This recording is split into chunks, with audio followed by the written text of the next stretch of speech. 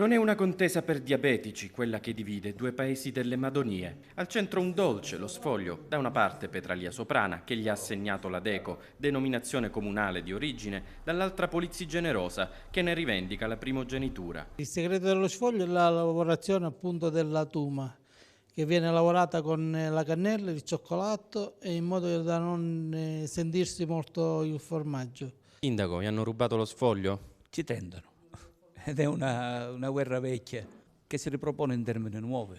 Ora c'è un riconoscimento di un DECO da parte del Comune di Soprana che ufficializza, come dire, il tentativo di furto di questo dolce tipico di Polizzi ed è una cosa un po' antipatica.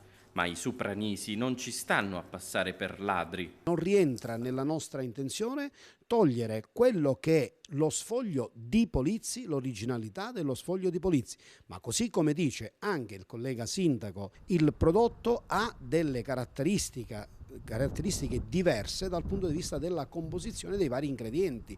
Quindi questo già di per sé lo sta dicendo lui che il nostro è diverso da loro.